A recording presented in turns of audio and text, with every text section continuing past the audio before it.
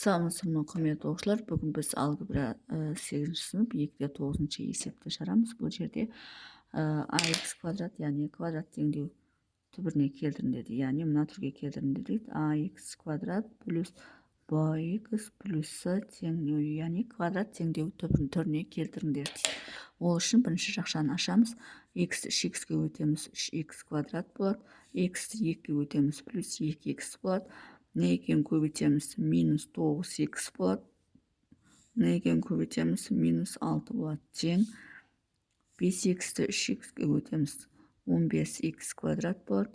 Не екенін көбейтеміз, минус 10x болады. Не екенін көбейтеміз, минус 12x болады. Не екенін көбейтеміз, минус 4 пен минус 2 плюс 8 болады. Енді осы жерден бірінші сол жағын жіктеп алайық, жинақтап алайық, сосын оң жағын жинақтап алайық. 3x квадрат өзі қалады, яғни ұқсас мүшелер біріктіріп алайық. 2x пен 9x қосылып, минус 7x болады, минус 6 тең 15x квадрат, минус 10x, минус 12x, екеуін қоссақ, минус 22x болады, плюс 8 болады. Енді мына теңдіктің оң жағын бәрін теңдіктің сол жағын өткіземіз. 3x квадрат минус 7x минус 6 минус 15x квадрат плюс 22x минус 8 тең 0. Яғни тең таңбасы бәрі өзгеріп кетіп, керісінше өзгереді, теңдіктің сол жағына көшеді. Енді осы жерден 3x квадрат пен 15x квадратты қоссақ, минус 12x квадрат қалады. Плюс минус 7x пен плюс 22, яғни 22-нен 7 алсақ, плюс 15x болады. Минус 6 мен минус 8 екеуі қосылып, минус 14 болады, тең 0 болады. Демек, бұл жерде a-мыз осы түрдегі теңдеуге келеді. Мұндағы a-мыз минус 12 болады, b-мыз 15 болады, c-мыз минус 14 болады. Бұл бізде бірінші есеп. Енді екінші есепті шығарамыз. Яғни мына түрдегі теңдеуге келтірдік, квадрат түріндегі теңдеуге келтірдік. А-ның орнында 12 тұр, b-ның орнында 15 тұр, c-ның орнында минус 14 тұр. Енді екінші есепті шығарамыз. Екінші есеп 2x плюс 7, 7 минус 2x тең 49 плюс x плюс 2. Енді бұны да сол квадрат, осы секілді квадрат теңдеуге келтіру керек. Олай болатынса жақшаны ашамыз. 2x-ті 7-ге өтеміз, 14x болады. Мына екеуін көбейтеміз, минус 4x квадрат болады. Мына екеуін көбейтеміз, плюс 49 болады. Мына екеуін көбейтеміз, минус 14x болады. Тең 49 қосу. Мына екеуін көбейтеміз, x квадрат болады. Мына екеуін көбейтеміз, плюс 2x болады. Енді ұқсас мүшелерді біріктіріп алайық. Минус 4x квадраттың өзі болады. 14 пен минус 14x жойылады. Плюс 49 қалады. Тең. Енді теңдіктің оң жағына x квадрат плюс 2x плюс 49. Ештеме өзгермейді. Енді теңдіктің оң жағында алады, сол жаққа өткіземіз. Минус 4x квадрат плюс 49 сол күйінше қалады. Плюс x квадрат минус x квадрат болып өтеді. Плюс 2x минус 2x болып өтеді. Плюс 49 минус 49 болып өтеді. Тең 0 болады. Енді осы жерден плюс 49 пен минус 49-ды жойып жерсек, минус 4x квадрат пен минус x квадрат минус 5x квадрат болады. Минус 2x болады. Тең 0 болады. Сонда бізде толымсыз квадрат теңдеуге келіп тұр. Толымсыз квадрат теңдеуге бос мүше жоқ. А-мыз минус 5-ке тең, b-мыз минус 2-ке тең, c-мыз 0-ге тең деген осындай толымсыз квадрат теңдеуге келіп тұр. Бұл екіншісі. Енді үшіншісін шығарамыз. Үшіншісі 3x минус 2 бөлінген 2x плюс 1 тең 2x плюс 3 бөлінген 2x минус 1.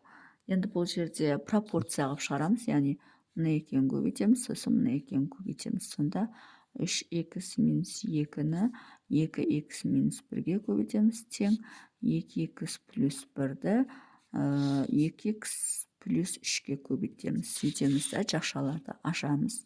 Мына екеуін көбейтсек бізде 6х квадрат болады. Мына екеуін көбейтсек минус 3х болады. Мына екеуін көбейтсек минус 4х болады. Мына екеуін көбейтсек плюс 2 болады тең. Енді мына екеуін көбейтсек бізде 4х квадрат болады. Мына екеуін көбейтсек плюс 6х болады. Мына екеуін көбейтсек плюс 2х болады. Мына екеуін көбейтсек плюс 3 болады. Енді теңдіктің сол жағы мен оң жағын ұқсас мүшелерін біріктіріп алайық, иә. 6х квадрат сол күйінше қалады. Мына минус 3х пен минус 4х қосылып минус 7х болады. Плюс 2 болады тең 4х квадрат. Енді мынау 6х пен 2х қосылып плюс 8х болады. Плюс 3 болады. Енді теңдіктің оң жағындағы өрнектің бәрін теңдіктің сол жағына өткіземіз, және таңбалар қарама-қарсы бағытта өзгереді. 6х квадрат минус 7х плюс 2 сол күйінше жазылады. Мынау минус 4х квадрат болып өтеді. Мынау минус 8х болып өтеді. Мынау бізде минус 3 болып өтеді. Енді осы жерден 6х квадрат пен 4х квадрат қосылып бізде 2х квадратты береді. Минус 7х пен минус 8х қосылып минус 15х береді. Плюс 2 мен минус 3 қосылып минус 1-ді береді. Тең 0 болады. Сонда бізде осы түрдегі квадрат теңдеу келеміз. Мұнда А деп отырғанымыз 2-ге тең, Б деп отырғанымыз минус 15-ге тең, С деп отырғанымыз минус 1-ге тең. Осы квадрат теңдеуге келеді, толық квадрат теңдеуге келеді. Енді төртіншісін шығарамыз.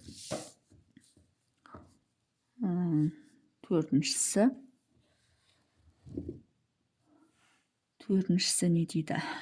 X минус 1 бөлінген x плюс 3 қосу 5x минус 4 бөлінген 4x плюс 1 тең 1. Енді бұл жерде не істейміз? Ортақ бөлімге келтіреміз.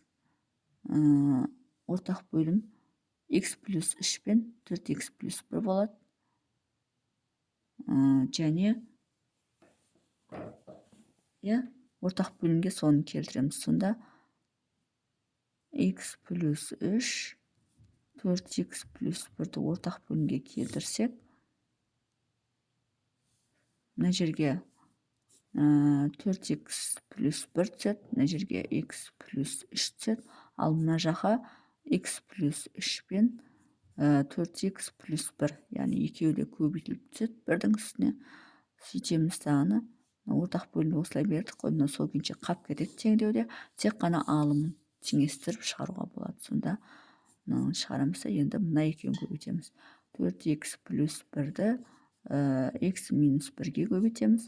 Ортасында плюс болғандықтан x плюс 3-ді 5x минус 4-ге көбейтеміз. Тең дейміз де, мына екеуін көбейтсін жазамыз. x плюс 3, 4x плюс 1. Міне, сонда теңдеуде бізде ортақ бөлім берсек, ортақ бөлімді қалдырып жіберіп, теңдеудің алымдарын бір-біріне теңестіруге болады. Енді бұны шешу үшін біз енді жақшаларды ашып, ұқсас мүшелерді біріктіреміз. 4x-ті x-ке өтеміз, 4x квадрат болады. Мына екеуін өтеміз, минус 4x болады. Мына екеуін өтеміз, плюс x болады. Мына екеуін өтеміз, минус 1 болады. Бірінші жақшаны аштық, ортасы қосу болғандықтан қосу қоямыз. Енді екінші жақшаны ашамыз. Мына екеуі бізде 5x квадрат болады. Мына екеуі бізде минус 4x болады. Мына екеуі бізде плюс 15x болады. Мына екеуі бізде минус 12 болады. Тең деп қояқта, мына екеуін көбейтеген. Мына екеуі бізде 4x квадрат болады. Мына екеуі бізде плюс x болады. Мына екеуі плюс 12x болады. Мына екеуі бізде плюс 3 болады. Енді теңдіктің сол жағындағыларды ұқсас мүшелерді біріктіріп, теңдіктің оң жағындағы ұқсас мүшелерді біріктіреміз. 4x квадрат пен 5x квадрат қосылып бізде 9x квадрат болады. Минус 4x плюс x, минус 4x плюс 15x. Яғни минус 4x-ке плюс x қоссақ минус 3x болады. Оған 4 қоссақ минус 7x болады. Минус 3, минус 4, минус 7 болады. 15-тен 7-ні алсақ бізде плюс 8x болады. Плюс минус 1 мен минус 12 қосылып бізде минус 13-ті береді, тең. Енді теңдіктің оң жағында 4х квадрат сол күйінше қалады. Х пен 12х қосылып плюс 13х болады, плюс 3 болады. Енді теңдіктің оң жағындағылар, теңдіктің сол жағына өшіреміз. 9х квадрат плюс 8х минус 13 сол күйінше қалады да, мына минус 4х квадрат минус 13х минус 3 тең 0. Міне осылай өтеді. Енді 9х квадрат пен 4х квадрат ұқсас мүше болғандықтан қосамыз, ол бізде 5х квадратты береді. Плюс 8х пен минус 13х, яғни 13-тен 5-ті алсақ, 13-тен 8-ті алсақ, бізде минус 5х қалады. Минус 13 пен минус 3 минус 16-ны береді. Сонда бізде осы түрдегі квадрат теңдеуге келеді.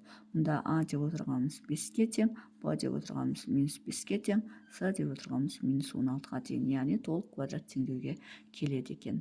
Бұл бізде 4-шісі, енді 5-шісін шығарамыз. Қаншаны шығарып отырмыз?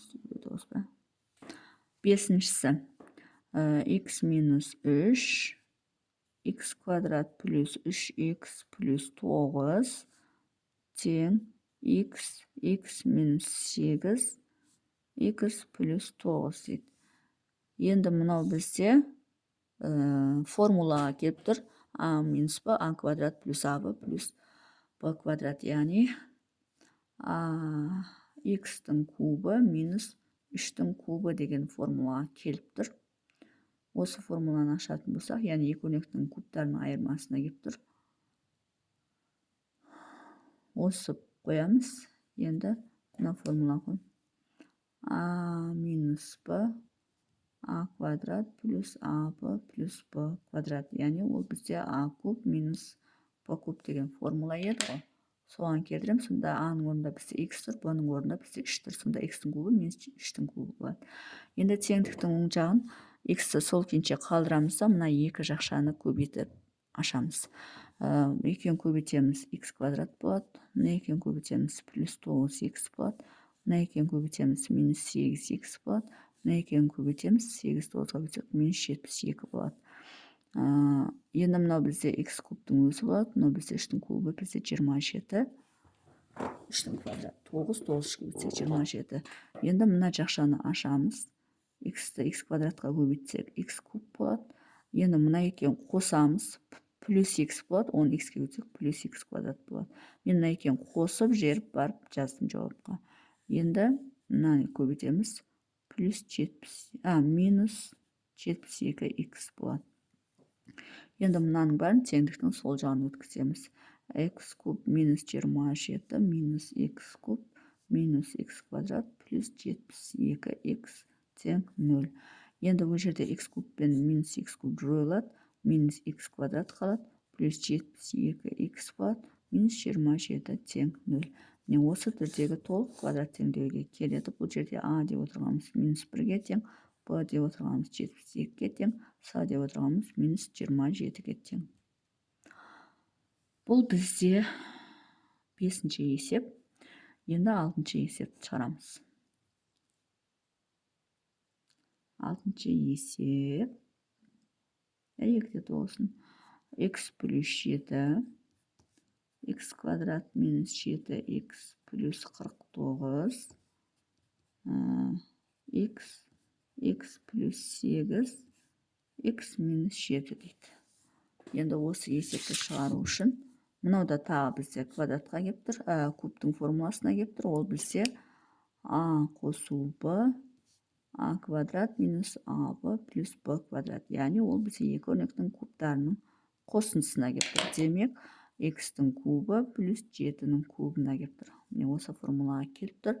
Енді теңдіктің оң жағында x-ті қалдырамыз, мына екі жақшаны ашамыз. Мына екеуін көбейтеміз, бізде x квадрат болады. Мына екеуін көбейтеміз, минус 7x болады. Мына екеуін көбейтеміз, плюс 8x болады. Мына екеуін көбейтеміз, минус 56 болады.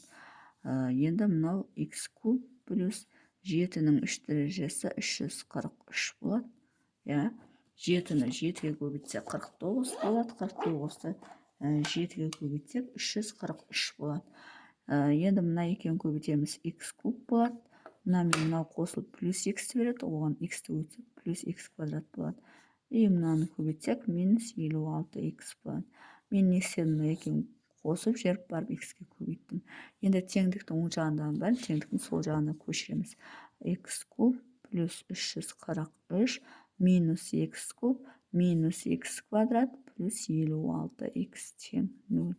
Енді минус x куб пен плюс x куб жойылады, минус x квадрат қалады, плюс 56x қалады, плюс 343 қалады, тең 0 болады.